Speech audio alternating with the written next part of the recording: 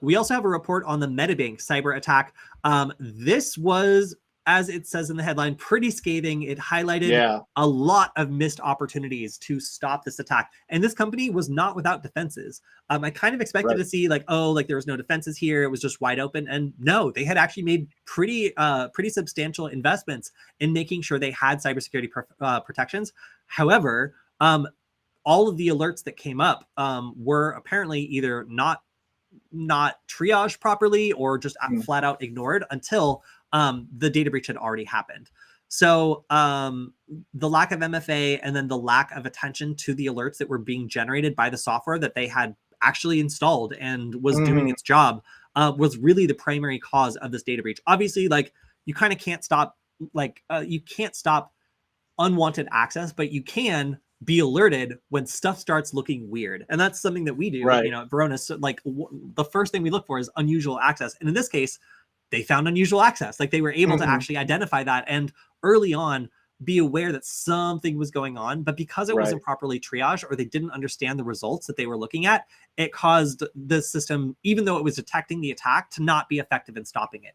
And that's obviously kind of scary for companies who might feel like they're completely covered, but might not either have any automatic remediation, like things don't automatically lock down when it's triggered, or they don't have someone who understands what they're looking at or can properly triage something that's happening really quickly. Yeah, this one was interesting in, I'll call it the simplicity of it, because like you said, they had things in place, but it was all just sort of the dumbest things that happened. Because it was an IT service company. The guy was logged into his personal browser and saved his work credentials there. Then he got hit with credential stealing malware, which the attackers just used to log in to servers that didn't have MFA. It was either credentials or a device token, I believe is what it was. And then they could log into the VPN and boom, they had access to whatever they wanted at that point. So it was just a series of, I'm going to say, basic configuration mistakes that just, you know, and some like operational security stuff, like logging in with your own personal browser.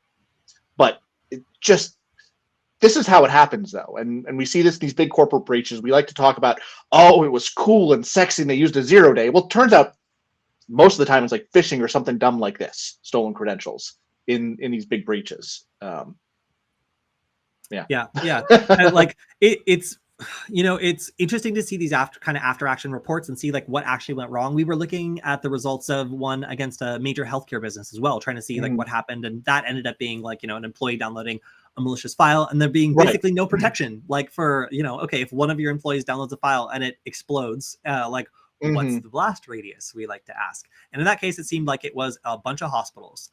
So that wasn't good. But in this case, yeah, it seems like the blast radius was pretty big, and that made it easy for the attacker to move, you know, throughout the system. And even though they were generating alerts and they were not being particularly stealthy, it did not hamper their ability to exfiltrate the data.